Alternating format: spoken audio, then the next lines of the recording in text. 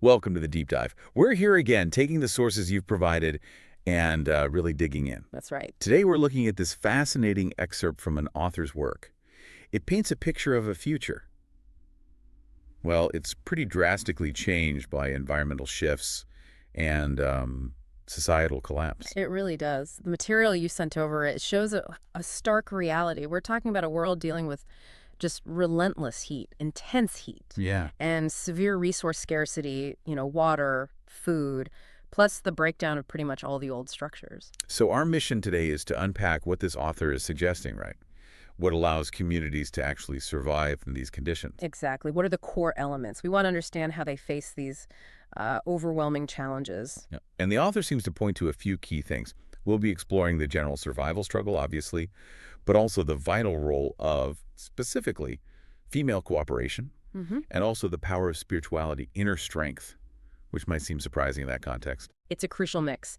And the setting the author lays out, that's the backdrop for everything. Imagine temperatures constantly over 100 Fahrenheit, often hitting 130 degrees, maybe more. Wow. It's not just uncomfortable, it's fundamentally life-threatening. And the land itself reflects that.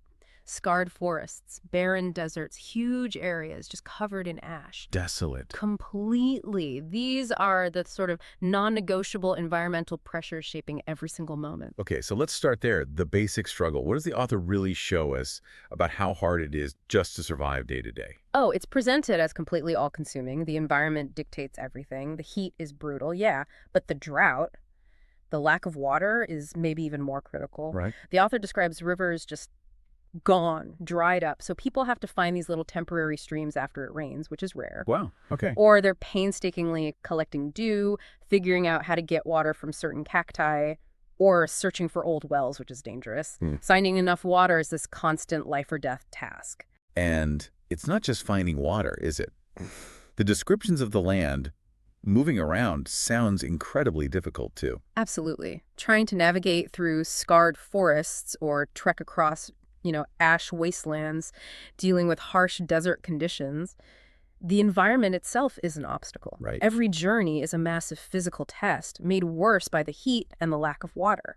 So you've got this environmental nightmare, and then layered on top of that, the author talks about human dangers, too, because society is broken down. Yes, exactly. That collapse unleashes all sorts of threats. The material mentions the dangers from various groups, gangs, bandits, people just preying on the vulnerable. Yeah. And the author doesn't shy away from the really horrific consequences, like the emergence of enslavement and sex trafficking. It's bleak. So these external threats add another layer of constant fear. Constant vigilance. Always needing to be ready to defend the group. It's exhausting. It sounds, yeah, utterly exhausting, physically, mentally. Does the author touch on that psychological impact, living under that kind of pressure? They do, and it feels really important to the narrative. It acknowledges that deep toll. The constant fear of the environment, fear of violence, Sure. the grief for the world that's gone, the anxiety about what comes next, nightmares, trauma. These emotional struggles are just pervasive. It's not just about finding water and food, then. No, it's Right. about somehow bearing that immense weight on your mind, on your spirit. And that burden, that psychological weight, it seems like that's where the need for something more comes in, like deeper strength connection. Precisely. Physical survival isn't enough for hope, for purpose. Yep. And this is where the author seems to make their central point about how resilience is built. It's through collective strength, and specifically, they highlight female cooperation. Okay, now this is where it gets really interesting. Why that focus? Female cooperation. What does the author suggest makes that so vital for this group? Well, the material seems to strongly imply that in a world where, let's say, the traditional, often male-dominated power structures have either failed or become actively dangerous. Right, predatory. Exactly. A different model becomes necessary for survival. The author presents female cooperation not just as, a nice idea, but as the actual foundation of this group's ability to function. So building community differently. Yes, based on mutual support, shared purpose, not hierarchy or, brute force. And how does that look in practice? How is this cooperation structured within the group, according to the source? It's described as very organized, but born from necessity, not imposed theory. The author talks about committees, clear roles, shared responsibilities. Like what kind of roles? Well, essential ones. guards for security, scouts to find paths and resources, cooks managing the precious food, Okay. crones, the elders holding wisdom, mothers caring for children, foragers seeking food and water. Everyone contributes. It's all interconnected. And it's not just a chart on a wall, right? The author gives actual examples of this working day to day. Oh, absolutely. Very concrete examples. The most basic is sharing those scarce resources. Water, food, they're shared based on need, not hoarded. That alone seems huge. It is. Then there's collective defense. Everyone plays a part in protecting the group. When people get sick, there's mention of a valley fever outbreak. The community cares for them. Right. Childcare is shared. Emotional support, comforting each other, that's vital. And big tasks, like finding food or water sources, are done together. It's safer, more efficient. It's this constant practical interdependence. So the leadership isn't about one person dictating everything. Exactly. The author does mention leadership being important for making tough decisions under pressure, but it seems to operate within this cooperative framework. Decisions are guided by the collective good, by the wisdom of the elders, not just one person's authority. So the author is really arguing that their unity, their collective nature, is their greatest strength, their most effective tool. The material pretty much says that outright. The collective's power, their unity, is presented as the key asset. Standing together against threats, whether human or environmental, is shown over and over as what allows them to survive things they couldn't face alone. It's functional. Very functional. It multiplies their strength, their resilience.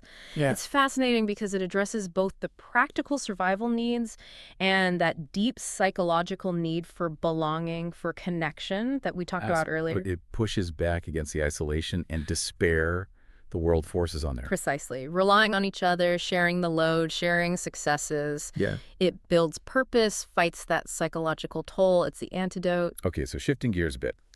Beyond the external structures and cooperation, the author brings in another really significant dimension, spirituality and inner strength. Yes, and this really addresses that question.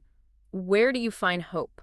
Where do you find meaning when the world around you has basically collapsed? The source material introduces this strong presence of spiritual beliefs, and they seem deeply connected to the natural world, or, what's left of it. How so?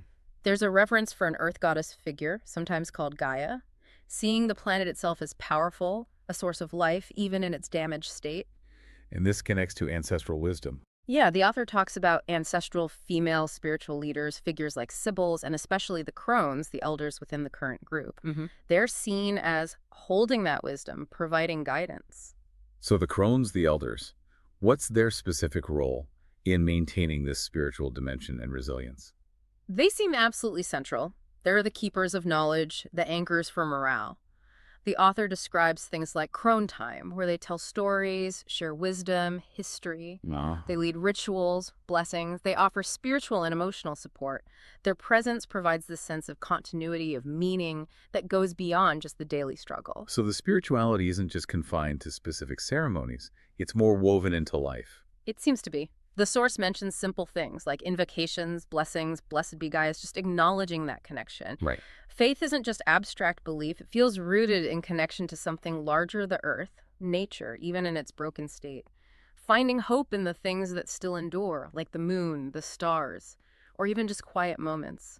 It's described as drawing strength from inside. Accessing inner resources when the outside world offers so little. Exactly. And the author even weaves in philosophical ideas, elements that sound a bit like Zen concepts. Really? Like what? Things like mindfulness, seeking inner wisdom, learning to let go of suffering, or even trying to view challenges as, well, opportunities for growth somehow. That sounds like a powerful mindset for dealing with constant trauma and hardship. It really does. These philosophical tools seem to provide a framework for processing everything, for finding mental and emotional strength. They're about internal resilience, complementing the external cooperation. So it's like the author presents this integrated approach. Yeah. You endure the external world, you build strength together through cooperation, and you cultivate resilience and purpose inside through spirituality and philosophy. That's a great way to put it. These spiritual and philosophical elements aren't just comfort blankets. They actively help people find purpose, navigate their emotions, build that sense of belonging, all while living in total chaos. They're a crucial inner anchor. But the author doesn't make it sound easy or perfect. The source material also shows times when this unity gets tested, right? Oh, definitely. It's not presented as some kind of utopia. The narrative includes disagreements over strategy, how to deal with threats.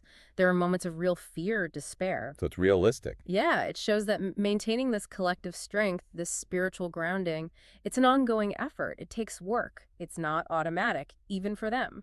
And amidst all that struggle, the author also introduces ideas about, well, a different kind of future, alternative ways of living. Yes, the material touches on concepts of a future society that's maybe female-centered, ethical, cooperative, sustainable.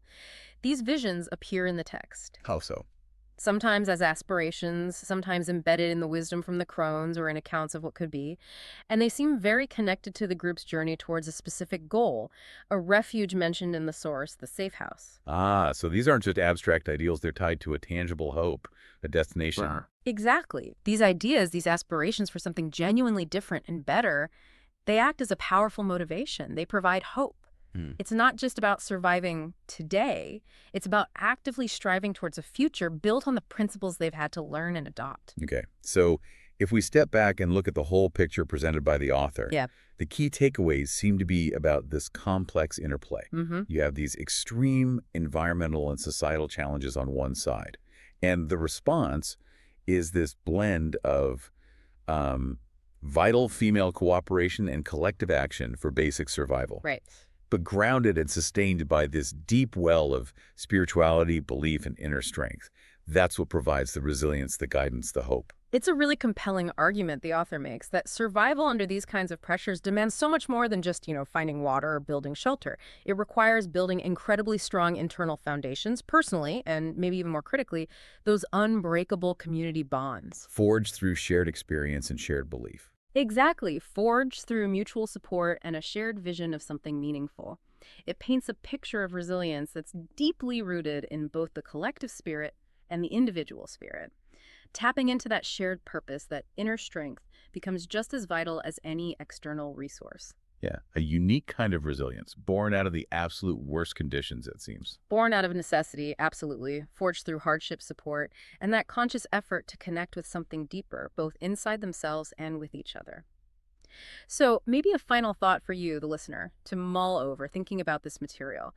When we face challenges or uncertainties in our own lives, our own world maybe not as extreme, hopefully, but still significant, how do we tap into resilience? How do we build that kind of cooperative strength, drawing on our own sources of inner wisdom, or by actively seeking out and strengthening our own collective support networks?